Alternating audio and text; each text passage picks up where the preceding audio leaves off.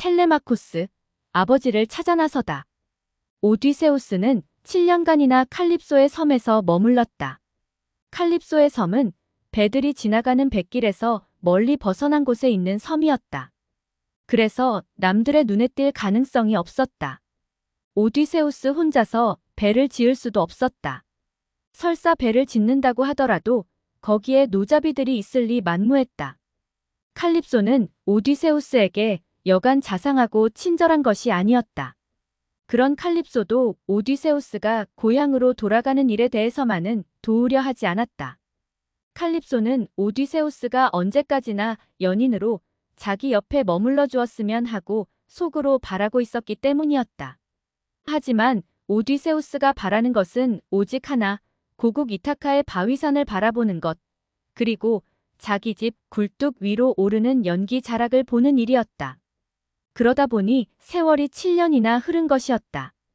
그동안 이타카에 남아있던 오디세우스의 아내 페넬로페와 검은 배들이 트로이아로 떠날 당시에는 어린 아기였던 아들 텔레마코스는 슬픈 나날을 보내고 있었다. 세월이 흘러가는데도 불구하고 오디세우스의 소식은 들려오지 않았고 이타카 사람들은 오디세우스가 죽었을 것이라고 짐작하기 시작했다. 슬픔에 잠겨 눈물로 세월을 보내던 오디세우스의 어머니가 세상을 떠난 것도 그 즈음의 일이었다. 오디세우스의 어머니가 세상을 떠났지만 아버지 라에르테스는 살아있었다. 이집트에는 아버지와 아들이 왕으로서 함께 나라를 다스리는 풍습이 있었는데 이타카에도 비슷한 풍습이 있었다. 따라서 아버지 라에르테스는 전쟁터에 나간 아들을 대신해서 이타카를 다스릴 수도 있었다. 그러나 당시 늙고 병들어 나라를 다스릴 수 없었던 아버지 라에르테스는 시골에서 농사를 지으면서 여생을 보내고 있었다. 거기에다 오디세우스의 아들 텔레마코스는 나이가 너무 어려 이타카를 다스릴 수가 없었다. 오디세우스가 검은 배들을 몰고 트로이아로 떠날 당시 청소년에 지나지 않던 이타카의 귀족 젊은이들이 이쯤에는 이미 시건방진 귀족 건달들로 자라나 있었다. 시건방진 귀족 건달들은 오디세우스의 궁전에서 저희들 멋대로 굴었다. 그들은 텔레마코스가 왕위를 계승할 왕자라는 것을 알면서도 페넬로페와의 결혼에만 성공하면 페넬로페를 통하여 왕위에 올라 왕국을 소나귀에 넣을 수도 있을 것이라고 생각했다. 그들은 탐욕스러운 사기꾼들처럼 궁전에서도 온갖 부정한 짓을 다 저질렀다. 그들은 오디세우스의 가축을 잡아먹고 오디세우스의 포도주를 마시는 것은 물론이고 왕비 페넬로페가 저희들 중 하나를 선택하여 결혼해주지 않으면 궁전을 떠나지 않겠다고 큰 소리를 치기까지 했다. 하지만 궁전에서 그들을 쫓아낼 수 있는 사람이 이타카에는 하나도 없었다. 건달들의 행패를 견디다 못한 페넬로페는 시간을 벌기 위해 귀족 건달들에게 배를 짜서 시아버지 라에르테스의 수에, 즉 라에르테스가 세상을 떠난 뒤에 마지막으로 입혀줄 옷 한 벌을 다 짓게 되면 그들 중 하나를 선택해서 결혼하겠노라고 약속했다. 페넬로페는 낮 동안에는 배틀에 앉아서 배를 짜고 밤이 되어 건달들이 궁전이나 궁전 별채에서 잘 때면 하루 종일 짠 배를 도로 풀었다. 따라서 계속 그럴 수만 있다면 시아버지의 수의는 완성될 수 없었다. 페넬로페는 이런 방법으로 한동안은 건달들을 따돌릴 수 있었다. 그러나 페넬로페에게 원한을 품은 한 노예가 왕비를 배반하고 왕비의 비밀을 건달들에게 누설하는 일이 벌어지고 말았다. 이때부터 왕비 페넬로페는 수에 지을 배를 계속해서 짜는 수밖에 다른 도리가 없었다. 이렇게 되고 난 뒤에도 페넬로페는 이런저런 핑계로 결혼 상대자를 선택하는 일을 미루는데 온 힘을 다 쏟았다. 하지만 건달들의 요구는 나날이 거세어지고 거칠어져 갔다. 올림포스의 신들 중에 눈이 유난히 밝은 신이 있었다. 바로 지혜의 여신 팔라스 아테나 여신이었다. 평소에 오디세우스를 좋아하던 아테나 여신은 저 높은 올림포스에서 세상을 내려다보다가 이타카에서 어떤 일이 벌어지고 있는지 알게 되었다. 아테나 여신은 오디세우스를 대신해서 신들에게 하소연했다. 지금 오디세우스는 요정 칼립소의 섬에 있는데 붙잡혀 있는 것이나 다름없는 신세입니다. 오디세우스를 사랑하는 칼립소는 오디세우스의 사랑을 얻고 싶어 합니다만 그가 사랑하는 것은 조국과 백성들입니다. 그런데도 칼립소는 자꾸만 오디세우스가 자기 조국과 백성들을 잊어주었으면 하고 바랍니다. 그런 사이 오디세우스의 궁전에서는 건달들이 그의 재산을 축내고 그의 아내를 도둑질하려고 합니다. 나는 이타카로 내려가 텔레마코스를 설득해보려고 합니다. 헤르메스 신께 부탁드립니다. 칼립소에게 가시어 신들의 뜻을 좀 전해주세요. 오디세우스를 잃는 일이 칼립소에게는 견딜 수 없이 슬픈 일이기는 하겠지만 이제 오디세우스를 떠나보내 제 갈 길로 가게 해주는 것이 바로 신들의 뜻이라고요. 바다의 신 포세이돈을 제외한 모든 신들이 아테나 여신의 뜻에 따르기로 했다. 포세이돈의 동의를 받아낼 수 없었던 것은 이 바다의 신이 마침 사람들 문제를 해결하러 이디오피아에 가 있었기 때문이었다. 아테나 여신은 별똥별처럼 빠른 속도로 이타카로 내려갔다. 그리고는 사람들 사이에 섞이기 쉽도록 오디세우스의 친구 멘테스로 변장한 뒤 오디세우스의 궁전으로 들어갔다. 궁전 앞 현관에는 무수한 젊은이들이 황소 가죽을 깔고 앉아 공기놀이를 하고 있었고 그들이 데리고 온 하인들은 저녁 식사를 준비하고 있었다. 자기 집 현관인데도 불구하고 텔레마코스는 그 자리 하나 차지하지 못하고 거기에서 떨어진 곳에 홀로 서 있다가 나그네를 보고는 안으로 안내했다. 그 나그네가 바로 변장한 아테나 여신이라는 것을 텔레마코스가 알았을리 만무했다. 이윽고 귀족 건달들이 저녁 식사가 준비된 식탁으로 몰려들었다. 텔레마코스는 나그네를 식탁 옆에 있는 또 하나의 조그만 식탁으로 따로 불러 조용히 저녁을 먹을 수 있게 해주었다. 이윽고 하인들이 음식을 날라와 식탁에 차리자 텔레마코스는 귀족 건달들 귀에 들리지 않게 나지막한 소리로 이런 말을 했다. 아버지가 돌아가신 줄 알고 아버지의 궁전에서 저렇게들 못되게 군답니다. 사실은 저도 아버지가 돌아가셨을까봐 두렵습니다. 그것은 그렇고 조남은 무엇이며 이타카에는 어떤 일로 오셨습니까? 그러자 멘테스로 변장한 아테나 여신이 대답했다. 나는 오디세우스 왕의 오랜 친구 멘테스라고 하오. 구리를 사러 퀴프로스로 가는 길인데 오디세우스 왕이 틀림없이 돌아와 있을 것 같아서 이렇게 들렀소이다. 트로이아 전쟁 때 무사했고 트로이아에서 고향으로 떠났으니 마땅히 돌아와 있을 줄 알았지요. 텔레마코스의 얼굴이 밝아졌다. 텔레마코스는 희망을 버리지 않고 있음에 분명했다. 아테나 여신은 텔레마코스의 얼굴에서 그것을 확인하고 나서 덧붙였다. 이타카 사람들을 모아 저 건달들이 얼마나 무례하게 구는지 가르쳐 주도록 하시오. 그리고 배를 한 척 짓게 하고 다 지어지거든 그대가 손수 바다로 나가 오디세우스 장군에 대한 새로운 소식과 정보를 모아들이시오. 아테나 여신은 이런 말을 남기고는 올림포스 산으로 돌아갔다. 텔레마코스는 난생 처음으로 가슴속에서 용기가 용솟음치는 것을 느낄 수 있었다. 다음 날 젊은 왕자는 백성들을 불러 모으고는 왕자답게 자기 생각을 털어놓았다. 그 자리에 모인 백성들은 텔레마코스를 동정하고 그가 처해 있는 입장을 이해하고 있기는 했다. 그러나 그들에게는 힘있는 건달들에게 저항할 능력이 없었다. 그날 밤 아테나 여신이 다시 한번 아버지의 친구 멘테스로 변장하고 텔레마코스 앞에 나타났다. 여기에서 용기를 얻은 텔레마코스는 노 20개짜리 갤리온 선을 지으라고 명령하고는 건달들에게는 공개적으로 자기는 아버지의 소식을 들으러 네스토르 왕과 메넬라오스 왕을 찾아간다고 선언했다. 그러나 어머니 페넬로페에게는 이 이야기를 하지 않았다. 텔레마코스가 백길에 먹을 양식과 포도주를 준비해준 사람은 텔레마코스의 유모이자 아버지 오디세우스의 유모였던 에우리클레이아였다. 에우리클레이아는 왕실의 곳간 열쇠를 관리하는 왕비의 신복이기도 했다. 그로부터 며칠이 지난 어느 날 밤 아테나 여신은 포도주빛 바다 위로 부드럽게 미끄러지는 바람을 보냈다. 텔레마코스 일행은 그 바람에 돛을 부풀리고 이타카를 떠났다. 한편 텔레마코스의 당돌한 행동의 한편으로는 겁을 집어먹고 한편으로는 당황한 건달들은 텔레마코스를 제거할 음모를 꾸몄다. 건달들의 우두머리 중에 하나인 안티노오스가 나섰다.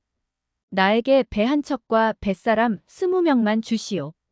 이타카와 사모스 섬 사이에서 기다리고 있다가 텔레마코스가 귀국할 때 덜미를 잡아 텔레마코스의 백길 여행을 아주 끝장내버리겠소. 다음 날 정오에 텔레마코스 일행이 탄 배는 네스토르 왕이 다스리는 필로스의 모래톱에 이르렀다. 늙은 네스토르 왕은 텔레마코스를 따뜻하게 영접했지만 텔레마코스가 알고 있는 이상의 소식은 전해줄 수가 없었다. 그 다음 날 텔레마코스는 다시 길을 떠났다. 네스토르 왕은 왕궁에 전차 한 대를 내어주고는 트로이아 전쟁 당시 자기의 전차를 몰았던 아들 피시스트라토스를 붙여주었다. 이틀 동안 전차를 타고 달린 그들은 해질 무렵 스파르타의 가파른 산길로 접어들었다. 텔레마코스와 피시스트라토스는 메넬라오스의 궁전 밖에 있는 별채에서 밤을 보냈다.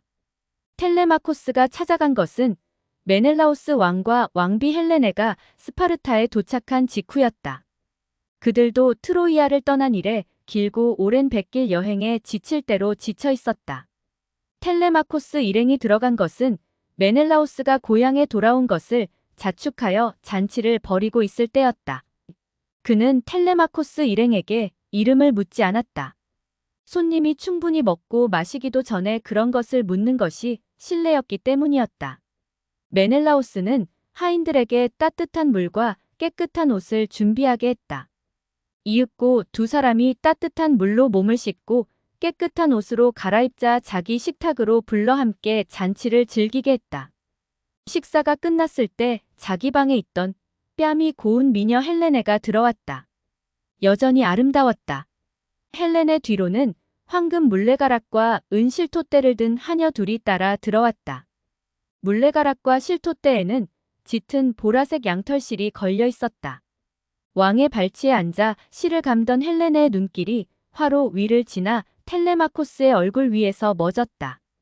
헬레네는 메넬라오스 쪽으로 몸을 기울이면서 물었다. 세상에 저기 저 손님들에게 이름이 무엇인지, 어디에서 오셨는지 묻지 않으셨군요. 아직 묻지 않았소. 먼 길 여행에 너무 지친 것 같아서 하룻밤 더 쉬게 한 뒤에 내일 아침에 물을 생각이었지요. 메넬라오스 왕이 대답했다. 헬레네가 두 나그네를 보고 웃으면서 이런 말을 했다. 두 분 중 한 분은 내일 아침까지 기다리지 않고도 알 것 같네요.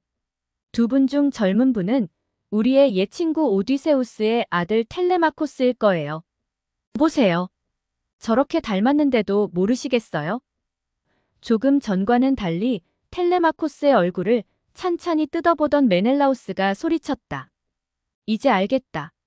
정말 닮았구나. 세상에 웃어야 할지 부둥켜 안고 울어야 할지. 처음 만난 사람들과 사귀는데 익숙하지 않은 텔레마코스는 소녀처럼 얼굴을 붉혔다. 그는 수줍음 때문에 말도 제대로 하지 못했다. 피시스트라토스가 텔레마코스를 대신해서 말했다. 그렇습니다. 오디세우스 왕의 아들이 맞습니다. 아버지의 소식을 들으려고 이렇게 왔습니다. 저는 길동무로 함께 온 네스토르 왕의 아들 피시스트라토스이고요. 모두가 한데 어울려 반갑게 인사를 나누기도 하고 붙잡고 울기도 했다. 헬레네는 텔레마코스에게 오디세우스가 거지로 변장하고 트로이아의 보물을 훔치러 들어왔을 때의 이야기를 들려주었다.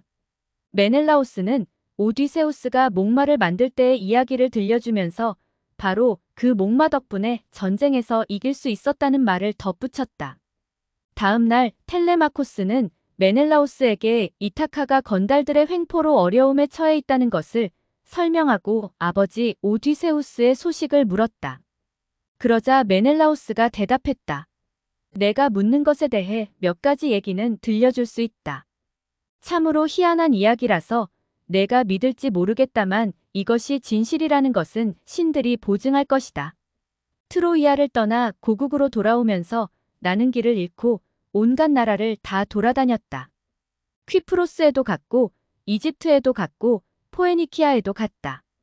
심지어는 아프리카 북부의 리비아라는 나라에도 들렀다. 1년 전에는 폭풍에 떠밀려 파로스 항구까지 간 적도 있다. 나일 강 어귀에서는 불과 하루 100길이다. 양식이 떨어져 거의 굶다시피 했다. 하지만 그 섬에는 바다의 노인이라고 불리는 프로테우스 신의 따님이 사시더구나. 그녀는 우리의 형편이 딱한 것을 알고는 어느 날 내가 혼자 바닷가를 걷고 있을 때 나에게 오셨더구나. 고국으로 배를 몰고 가자면 바람이 있어야 하고 바람을 얻자면 신들의 도움을 받아야 하는데 무슨 수로 신들의 도움을 받을 수 있을 것인가? 나는 그때 그걸 골똘히 생각하고 있었다. 그런데 프로테우스 신의 따님께서는 신들의 도움을 받는 방법은 우리 아버지만 아십니다. 그러니까 내가 시키는 대로 하세요. 매일 정오가 되면 아버지께서는 바다에서 해변으로 나오셔서 물개들에 둘러싸인 채 낮잠을 주무십니다. 그러니까 우리 아버지를 사로잡으셔야 합니다. 어렵고 어려운 일이지요. 아버지는 그대의 손에 사로잡히시는 순간 그대의 손길에서 벗어나려고 온갖 것으로 다 둔갑하실 테니까요. 무엇으로 둔갑하는 놓치지 말고 꽉 잡고 있으면 아버지는 본 모습으로 돌아가 그대가 묻는 것에 순순히 대답하실 것입니다. 라고 하시더구나. 프로테우스 신의 따님께서는 나와 내 부하 셋이 숨어있을 만한 모래밭에 조그만 구덩이까지 가르쳐 주셨다. 그리고 우리가 들어가자 물개 가죽으로 덮어 숨겨주시더구나. 정오가 되자 바다에 놓인 프로테우스 신께서 물개 무리와 함께 바다에서 나오시더니 파도가 무늬를 그려둔 모래밭에 누워 잠을 청하시더구나. 신께서 잠이 드는 순간 우리는 그분을 덮쳐있는 힘을 다해 꽉 붙잡았다. 그분은 처음에는 사자로 둔갑하시더니 이어서 멧돼지, 표범, 구렁이, 흐르는 물, 커다란 꽃나무로 둔갑하더라. 우리가 꽉 붙잡고 놓지 않자 마침내 본 모습을 되찾고는 나에게 도대체 바라는 것이 무엇이냐고 물으시더라. 나는 고향으로 가는 배의 돛을 부풀릴 바람이 필요하다고 했다. 그랬더니 나일 강 어귀로 나가 신들에게 제물을 바치면 순풍을 타고 무사히 고향으로 갈 수 있을 것이라고 했다. 나는 내친 김에 내 친구들과 친척들 일까지 물어보았다. 그랬더니 나의 형 아가멤논은 자기 궁전에서 살해되었다고 대답하시더라. 이 일은 너도 들어서 잘 알고 있을 게다. 그분은 마지막으로 오디세우스의 안부를 일러주었다. 오디세우스는 먼 바다의 외로운 섬에 사는 요정 칼립소에게 붙잡혀 있다고 하시더라. 칼립소가 오디세우스를 사랑해서 도무지 놓아주지 않는다는 거야. 오디세우스가 그 섬에 산 지가 벌써 7년째라는구나. 오디세우스는 자기의 조국, 자기의 백성들 품으로 돌아가고 싶어 하지만 외딴 섬이라 지나는 배가 없어서 그럴 수가 없었다더라. 메넬라오스가 긴 이야기를 마치고 나자 텔레마코스가 물었다. 어떻게 하면 그 섬을 찾을 수 있겠습니까? 방법이 없구나. 하지만 신들이 아직까지도 살려놓고 있는 것을 보면 너의 아버지에게 고통을 주고자 하는 것은 아닌 모양이다. 뱃사람들은 모두 죽었지만 너의 아버지 혼자 살아있는 것이 그 증거 아니겠느냐? 그러니 언젠가는 돌아오시지 않겠느냐? 텔레마코스는 메넬라오스의 이런 대답에 만족해야 했다. 구독과 좋아요 부탁드립니다.